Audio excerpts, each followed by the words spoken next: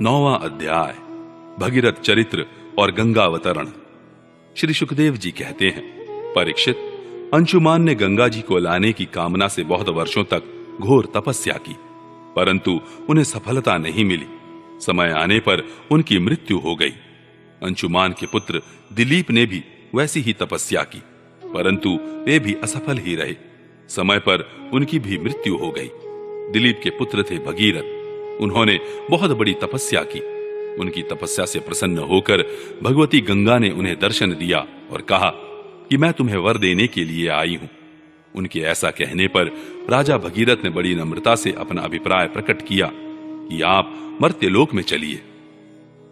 गंगा जी ने कहा, जिस समय मैं स्वर्ग से पृथ्वी तल पर गिरूं, उस समय मेरे वेग को कोई धारण करने वाला होना चाहिए। भगीरथ, ऐसा न होने पर मैं पृथ्वी को फोड़कर रसातल में चली जाऊंगी। इसके अतिरिक्त इस कारण से भी मैं पृथ्वी पर नहीं जाऊंगी कि लोग मुझ में अपने पाप धोएंगे, फिर मैं उस पाप को कहां धोऊंगी। भगीरथ, इस विषय में तुम स्वयं विचार कर लो। भगीरथ ने कहा, माता, जिन्होंने लोक परलोक, धन संपत्ति और स्त्री पुत्र की कामना का संन्यास कर दिया है, जो संसार से उपरत होकर अपने आप में शांत हैं, जो ब्रह्मनिष्ठ और लोगों को पवित्र करने वाले परोपकारी सज्जन हैं, वे अपने अंग स्पर्श से तुम्हारे पापों को नष्ट कर देंगे, क्योंकि उनके हृदय में अघरूप अघासुर को मारने वाले भगवान सर्वदा निवास करते हैं। समस्त प्राणियों की आत्मा रुद्रदेव तुम्हारा वेग धारण कर लेंगे, क्योंकि जैसे साड़ी सूतों में ओतप्रोत है, वैसे ही यह सारा विश्व भगवान रुद्र में ही ओतप्रोत है। परीक्षित, गंगा जी से इस प्रकार कहकर राजा भगीरथ ने तपस्या के द्वारा भगवान शंकर को प्रसन्न किया। थोड़े ही दिनों में महादेव जी उन पर प्रसन्न हो गए। भगवान शंकर तो संपूर्ण विश्व के हितैषी हैं। राजा की बात उन्होंने तथास्तु कहकर स्वीकार कर ली। फिर शिव जी ने सावधान होकर गंगा जी को अपने सिर पर धारण किया। क्यों ना हो, भगवान के चरणों का संपर्क होने के कारण गंगा जी का जल परम पवित्र जो है। इसके बाद राजऋषि भगीरथ त्रिभुवन पावनी गंगा जी को वहां ले गए, जहां उनके पितरों के शरीर राख के ढेर बने पड़े थे। वे वायु के समान वेग से चलने वाले रथ पर सवार होकर आगे आगे चल रहे थे और उनके पीछे पीछे मार्ग में पड़ने वाले देशों को पवित्र करती हुई गंगा जी दौड़ रही थी। इस प्रकार गंगा सागर संगम पर पहुंचकर उन्होंने सगर के जले हुए पुत्रों को अपने जल में डुबा दिया। यद्यपि सगर के पुत्र ब्राह्मण के तिरस्कार के कारण भस्म हो गए थे, इसलिए उनके उद्धार का कोई उपाय न था, फिर भी केवल शरीर की राख के साथ गंगा जल का स्पर्श हो जाने से ही वे स्वर्ग में चले गए। परीक्षित, जब गंगा जल से शरीर की राख का स्पर्श हो जाने से सगर के पुत्रों को स्वर्ग की प्राप्ति हो गई, तब जो लोग श्रद्धा के साथ नियम लेकर श्री गंगा जी का सेवन करते हैं, उनके संबंध में तो कहना ही क्या है। मैंने गंगा जी की महिमा के संबंध में जो कुछ कहा है, उसमें आश्चर्य की कोई बात नहीं है, क्योंकि गंगा जी भगवान के उन चरण कमलों से निकली हैं, जिनका श्रद्धा के साथ चिंतन करके बड़े बड़े मुनि निर्मल हो जाते हैं और तीनों गुणों के कठिन बंधन को काटकर तुरंत भगवत स्वरूप बन जाते हैं। फिर गंगा जी संसार का बंधन काट दें, इसमें कौन बड़ी बात है। भगीरथ का पुत्र था श्रुत। श्रुत का नाभ, यह नाभ पहले बताए गए नाभ से भिन्न है। नाभ का पुत्र था सिंधु द्वीप और सिंधु द्वीप का अयुतायु। अयुतायु के पुत्र का नाम था ऋतुपर्ण। वह नल का मित्र था। उसने नल को पासा फेंकने की विद्या का रहस्य बतलाया था और बदले में उससे अश्व विद्या सीखी थी। ऋतुपर्ण का पुत्र सर्वकाम हुआ। परीक्षित, सर्वकाम के पुत्र का नाम था सुदास। सुदास के पुत्र का नाम था सौदास और सौदास की पत्नी का नाम था मदयंती। सौदास को ही कोई कोई मित्र सह कहते हैं और कहीं कहीं उसे कलमाशपाद भी कहा गया है। वह वशिष्ठ के शाप से राक्षस हो गया था और फिर अपने कर्मों के कारण संतानहीन हुआ। राजा परीक्षित ने पूछा, भगवान, हम यह जानना चाहते हैं कि महात्मा सौदास को गुरु वशिष्ठ जी ने शाप क्यों दिया। यदि कोई गोपनीय बात न हो तो कृपया बतलाइए। श्री सुखदेव जी ने कहा, परीक्षित, एक बार राजा सौदास शिकार खेलने गए हुए थे। वहां उन्होंने किसी राक्षस को मार डाला और उसके भाई को छोड़ दिया।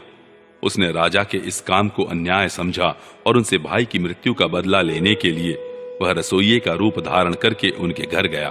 जब एक दिन भोजन करने के लिए गुरु वशिष्ठ जी राजा के यहाँ आए, तब उसने मनुष्य का मांस रांधकर उन्हें परस दिया। जब सर्वसमर्थ वशिष्ठ जी ने देखा कि परोसी जाने वाली वस्तु तो नितांत अभक्ष्य है, तब उन्होंने क्रोधित होकर राजा को शाप दिया कि जा, इस काम से तू राक्षस हो जाएगा। जब उन्हें यह बात मालूम हुई कि यह काम तो राक्षस का है, राजा का नहीं, तब उन्होंने उस शाप को केवल 12 वर्ष के लिए कर दिया।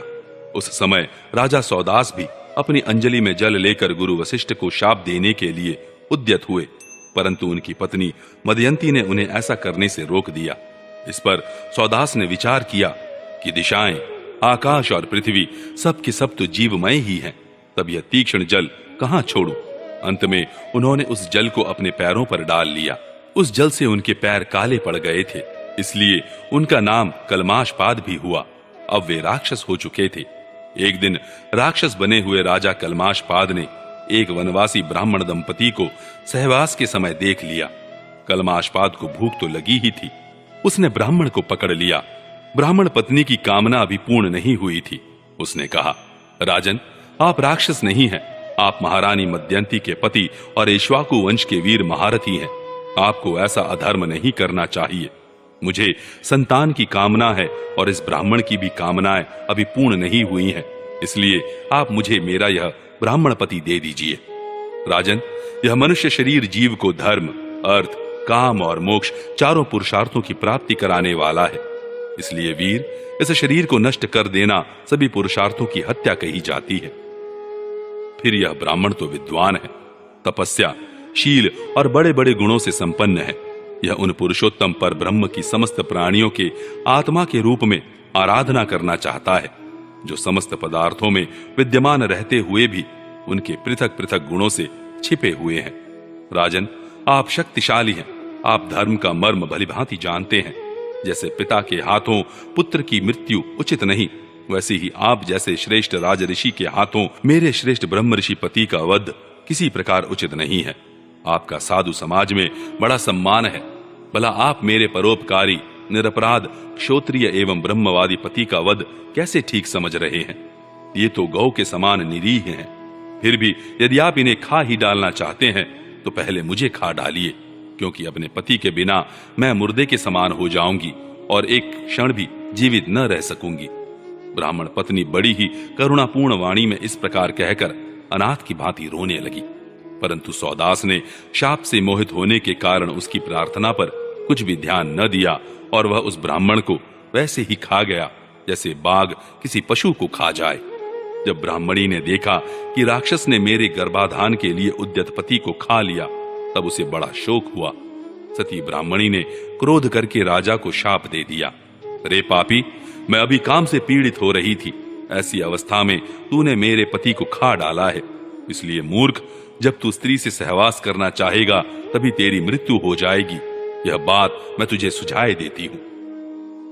इस प्रकार मित्र सह को शाप देकर ब्राह्मणी अपने पति की अस्थियों को धधकती हुई चिता में डालकर स्वयं भी सती हो गई और उसने वही गति प्राप्त की जो उसके पतिदेव को मिली थी। क्यों ना हो, वह अपने पति को छोड़कर और किसी लोक में जाना भी तो नहीं चाहती थी। 12 वर्ष बीतने पर राजा सौदास शाप से मुक्त हो गए। जब वे सहवास के लिए अपनी पत्नी के पास गए तब उसने इन्हें रोक दिया, क्योंकि उसे उस ब्राह्मणी के शाप का पता था। इसके बाद उन्होंने स्त्री सुख का बिल्कुल परित्याग ही कर दिया। इस प्रकार अपने कर्म के फलस्वरूप वे संतानहीन हो गए। तब वशिष्ठ जी ने उनके कहने से मदयंती को गर्भाधान कराया। मदयंती 7 वर्ष तक गर्भ धारण किए रही, परंतु बच्चा पैदा नहीं हुआ। तब वशिष्ठ जी ने पत्थर से उसके पेट पर आघात किया। इससे जो बालक हुआ वह अश्म की चोट से पैदा होने के कारण अश्मक कहलाया। अश्मक से मूलक का जन्म हुआ। जब परशुराम जी पृथ्वी को क्षत्रियहीन कर रहे थे तब स्त्रियों ने उसे छिपा कर रख लिया था। इसी से उसका एक नाम नारी कवच भी हुआ। उसे मूलक इसलिए कहते हैं कि वह पृथ्वी के क्षत्रियहीन हो जाने पर उस वंश का मूल बना। मूलक के पुत्र हुए दशरथ, दशरथ के एडविड और एडविड के राजा विश्वसह, विश्वसह के पुत्र ही चक्रवर्ती सम्राट खटवांग हुए। युद्ध में उन्हें कोई जीत नहीं सकता था। उन्होंने देवताओं की प्रार्थना से दैत्यों का वध किया था। जब उन्हें देवताओं से यह मालूम हुआ कि अब मेरी आयु केवल 2 ही घड़ी बाकी है, तब वे अपनी राजधानी लौट आए और अपने मन को उन्होंने भगवान में लगा दिया। वे मन ही मन सोचने लगे कि मेरे कुल के इष्ट देवता हैं ब्राह्मण, उनसे बढ़कर मेरा प्रेम अपने प्राणों पर भी नहीं है। पत्नी, पुत्र, लक्ष्मी, राज्य और पृथ्वी भी मुझे उतने प्यारे नहीं लगते। मेरा मन बचपन में भी कभी अधर्म की ओर नहीं गया। मैंने पवित्र कीर्ति भगवान के अतिरिक्त और कोई भी वस्तु नहीं देखी। तीनों लोकों के स्वामी देवताओं ने मुझे मुंह मांगा वर देने को कहा, परंतु मैंने उन भोगों की लालसा बिल्कुल नहीं की, क्योंकि समस्त प्राणियों के जीवनदाता श्री हरि की भावना में ही मैं मग्न हो रहा था।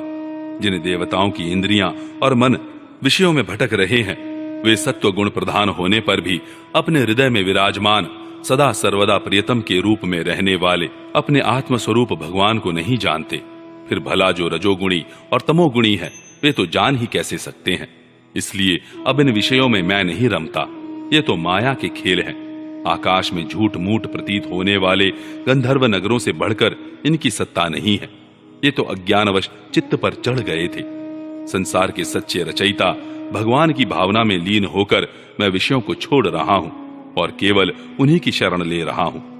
परीक्षित, भगवान ने राजा खटवांग की बुद्धि को पहले से ही अपनी ओर आकर्षित कर रखा था। इसी से वे अंत समय में ऐसा निश्चय कर सके। अब उन्होंने शरीर आदि अनात्म पदार्थों में जो अज्ञान मूलक आत्म भाव था, उसका परित्याग कर दिया और अपने वास्तविक आत्म स्वरूप में स्थित हो गए। वह स्वरूप साक्षात पर ब्रह्म है। वह सूक्ष्म से भी सूक्ष्म शून्य के समान ही है, परंतु वह शून्य नहीं, परम सत्य है।